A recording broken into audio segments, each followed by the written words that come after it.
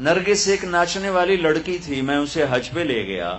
پہلے میں نے بہت سے تانے سنے اور پتہ نہیں کیا کیا کچھ سنا، پھر اس کو بیٹی بیٹی کہہ کر ساتھ لے کے چلا. میدان عرفات میں پہنچے تو شام کو وہ بہت زارو قطار رو رہی. جب شام ہوئی کیا ہوا؟ کہ میدان عرفات میں تو اللہ کہتا ہے میرا بندہ آج اتنے گناہ لے کے آ جتنے بارش کے قطرے، آئے ہائے، جتنے ریت کے ذرے، واہ، جتنے درختوں کے پتے، قربان جاؤں، جتنے گردش ایام میں بننے والے دن اور رات، ان کے گھڑی اور گھنٹے، لا اتنے گناہ لے کے آ. ہے کوئی دنیا میں اتنے گناہ کرنے والا؟ میرے رب کی قسم، ساری دنیا کے انسان مل کر گناہ کریں تو اتنے نہیں بن سکتے. اور میرا اللہ یوں ایک مرد ایک عورت سے کہہ رہا ہے آج میرے دربار میں آ، تو آ گئی، تو آ گیا، لا کتنے ہیں؟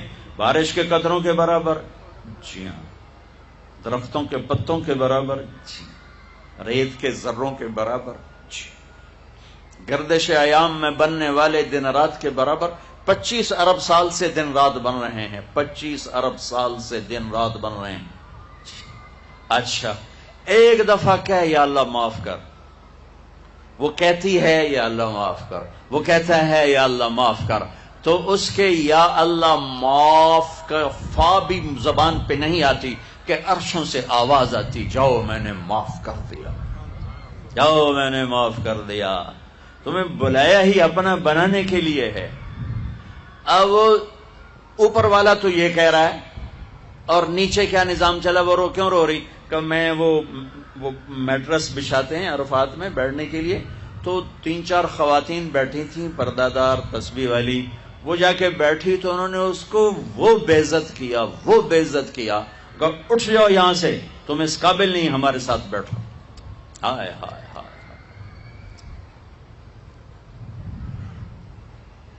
یہ میں ایسے نہیں کہہ رہا، آنکھوں دیکھ کے بتا رہا ہوں. یہ تو جی دیندار لوگ، ہم دیندار ہیں، تم دنیا دار ہو، شرابی ہو، جواری ہو، سود خور ہو. اس لفظ نے اس طبقے میں تکبر پیدا کیا، عجب پیدا کیا، اوروں کی حقارت پیدا کی، اوروں کو گھٹیا سمجھا، اوروں کو ذلیل سمجھا. اور دوسرے طبقے میں کیا نقصان آیا کہ انہوں نے اپنے آپ کو آزاد سمجھا.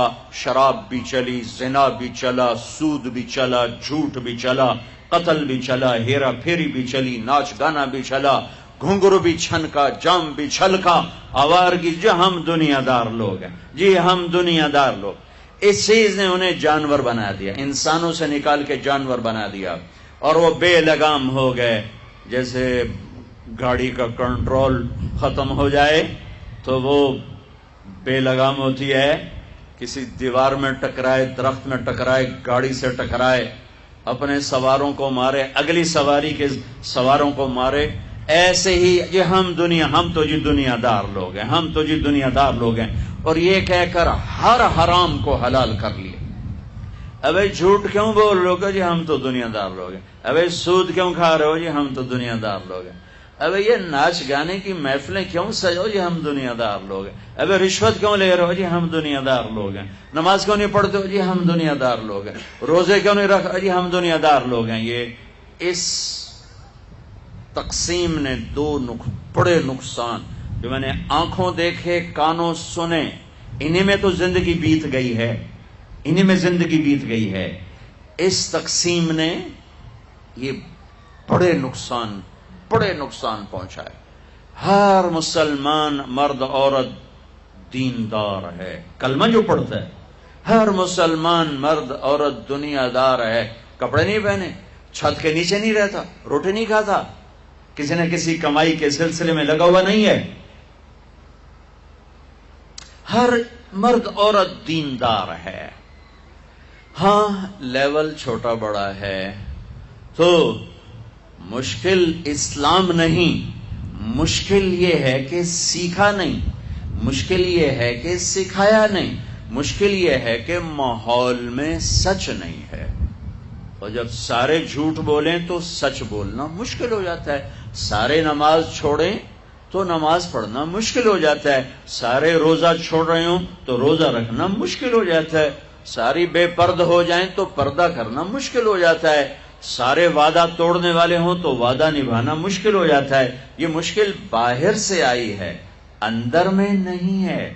ایک اور آیت پیش کرتا ہوں، ایک اور آیت۔ ایک تو میں نے اللہ کی یہ بھی اللہ کا ہی فرمان ہے، لیکن وہ ایک اور اینگل سے تھا، یہ دوسرے اینگل سے۔ لقد کان لکم، بھائی یہ نکالو، اسرائیل بھائی یہ نکالو۔ لقد کان لکم فی رسول اللہ اسوۃ حسنہ۔ واہ واہ، رب بھی ہے نا۔ اچھا، اللہ نے کیا خوبصورت لفظ استعمال کیا، حسنہ۔ کیا کہہ رہے ہیں کہ کراچی والوں، میرے نبی تمہارے لیے انتہائی خوبصورت نمونہ ہیں زندگی گزارنے کے لیے، میرے نبی کی زندگی میں تمہارے لیے خوبصورت نمونہ۔ یہاں آپ آخری نبی ہیں اور آپ پر آ کر نبوت مکمل ہو رہی ہے، شریعت مکمل ہو رہی ہے اور کتاب مکمل ہو رہی ہے۔ اور میں 3 لفظ حدیث سے پیش کرتا ہوں، اختم بکتابہم الکتب وبشریعتہم الشرائع وبدینہم الادیان۔ یہ پہلی کتابوں میں جو اللہ کا فرمان ہے وہ کہ میرے نبی آ رہے ہیں۔ یہ شاہ علیہ السلام نے ارشاد فرمایا پچھلی کتابوں کا کہ جن کی کتاب پر کتابیں ختم، جن کے دین پر دین مکمل، جن کی شریعت پر شریعت مکمل، جن کی کتاب پر کتابیں مکمل۔ اس سارے بیک گراؤنڈ میں لفظ آنا چاہیے تھا لقد کان لکم فی رسول اللہ اسوۃ کاملہ، کاملہ، کہ میرے نبی کی زندگی تمہارے لیے مکمل نمونہ ہے، مکمل ضابطہ حیات ہے۔ اللہ نے کامل کا لفظ چھوڑ کر حسنہ، حسنہ، نیکی کو بھی کیا کہتے ہیں؟ حسنہ۔ سبحان اللہ، حسنہ کسے کہتے ہیں؟ خوبصورت، خوبصورت۔ میرے اللہ کہہ رہے ہیں میرے نبی تمہارے لیے بہت خوبصورت نمونہ ہیں۔ نیکی کو کہا خوبصورت چیز، اپنے حبیب کی زندگی کو کہا خوبصورت نمونہ۔ یہ خوبصورت کا لفظ کیوں فرمایا ہے کہ میرے بھائی بہنوں، حسن، خوبصورتی کسی دلیل کی محتاج نہیں ہوتی۔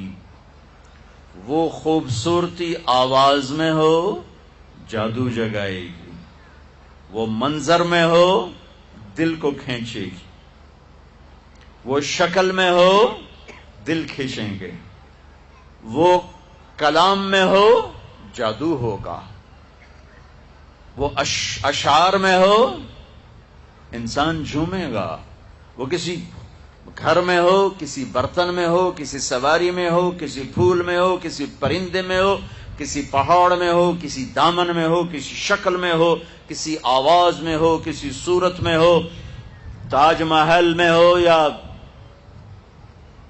ہمالیہ پہاڑ میں ہو، خوبصورتی کو دلیل نہیں چاہیے سوائے اندھے کے، سوائے اندھے کے۔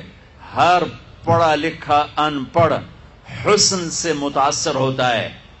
14ویں رات کا چاند سر پر ہو اور کوئی کہے جناب اے 14ویں دا چاند سونا ہوندا ہے یا کوڑا ہوندا ہے، مینوں دلیل دیو، تے انہوں 100 لتر مارو کہ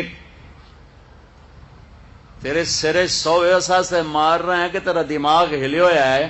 14ویں دے چاند دی دلیل منگدا پیا سونا ہے کہ کوڑا ہے۔ اور میری سمجھو جو پنجابی سرائکی، میں بیچ میں اپنی زبان کی طرف چلا جاتا ہوں، معاف کر دینا، تم کراچی والے کیا سمجھو گے؟ عاشق ہوں میں عشق کماں میں، دل رکھیں وانگ پہاڑاں ہو۔ اب مجھے شاعری بھی یاد آ گئی، سہ سہ بدیاں ہزار اولا میں کر جانے باغ بہاراں ہو منصور جے چک سولی دتے جڑے واقف کل اسراراں ہو سجدیوں سر چائیں نہ باہو توڑے کافر کہن ہزاراں ہو عاشق سوئی حقیقی جیڑا قتل معشوق دے مننے سر نو جوڑے تے مکھ نہ موڑے میں 100 تلواراں کھنے سچا عشق حسین علی دا باہو سر دتے تے راز نہ بھنے۔ تمہیں سمجھ میں آئے نہ آئے، مجھے مزہ ضرور آیا۔